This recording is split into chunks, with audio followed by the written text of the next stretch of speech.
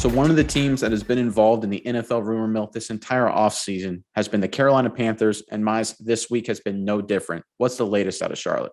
All right, Nick, when you think Carolina Panthers, there's a couple things that come to mind.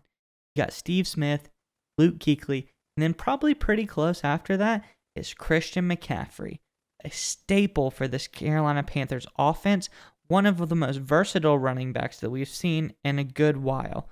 But he may not be around forever. And it has gone in the rumor mill.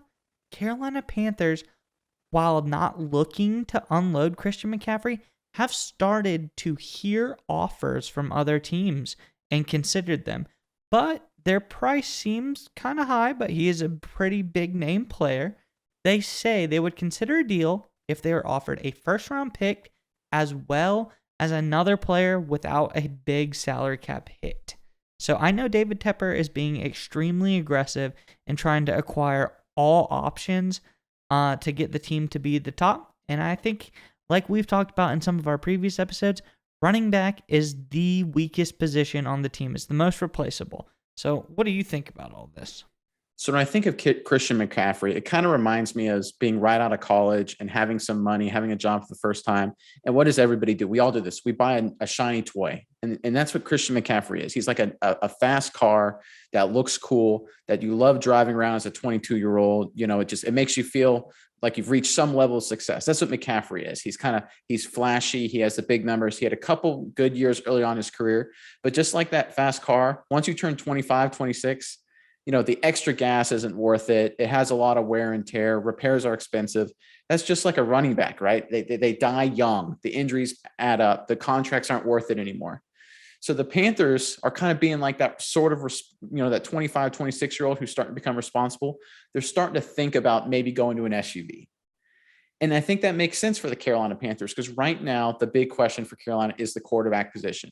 Whether they go at it in the draft or they go out after it, via trade, they need assets. They only have one pick in the first 3 rounds, and it's their number 6 overall pick. They need to build up some kind of draft capital, and I think getting rid of McCaffrey, a first-round pick seems high. I would probably take 2 seconds or a second and a third for him, maybe a second this year, third next year, because you just need those assets. Because if you're trying to make a trade for a guy or to rebuild your offensive line a little bit, you need more than just that one pick in the first 3 rounds.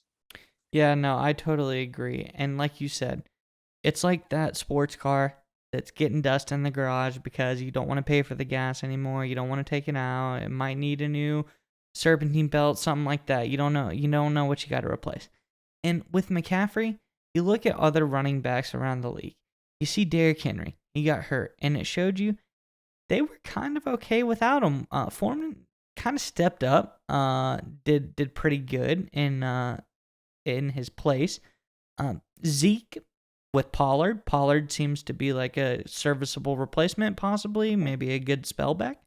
With Baltimore, but all 3 of Baltimore's starting running backs were out for the season. And yet still, they grabbed 3 random bums off the street. Now, these guys used to be really good, but I'm calling them random bums now. You got Le'Veon Bell, Deontay Freeman, Latavius Murray, a rookie. They all had guys, and they all produced in the offense. You don't need, I think, like you said, Carolina is understanding you don't need a high-end running back to produce in the running game. Just about anyone will be serviceable for your team. Yeah, you brought up a great point. The Elliott conversation has been big with Dallas fans, and you go back a few years to Todd Gurley with the Rams. Teams, they get a guy they think's a start running back, they pay him big money, and almost immediately they regret it. And the way, the Rams were happy to unload Gurley, and they actually were able to get something for it. Dallas is kind of stuck with Elliott, and the injuries are starting to mount. His production's not the same. It's just an albatross on your salary cap. And you brought up the fact that, there's a lot of serviceable guys that can play running back. The Panthers already have a guy in Chuba Hubbard out of Oklahoma State. The guy's a talented back, was a top running back coming out of the draft a couple of years ago, last year, I think. Like, he's a guy who can come in and carry the load for your team and be your number 1 guy. He may not be the same level as McCaffrey, but just like you said, he can come in and be serviceable and do a good job in the running game. And, you're not going to pay him $15, $16 million a year. And you can use that money to build up other positions of need on your team. Yeah, that sounds like the plan. I think for the foreseeable future, what we're going to be seeing, and this is my opinion, I think the running back position is going to be 4, 5, and done.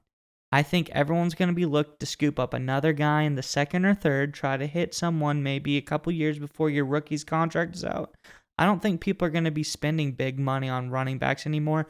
So this, with the Carolina Panthers, seems like a genius move to me if they can unload McCaffrey while he still has some stock left. And like you said, whether they get 2 seconds, a first, and another player mix in there, I think they strike gold if they're able to unload him for anything close to that.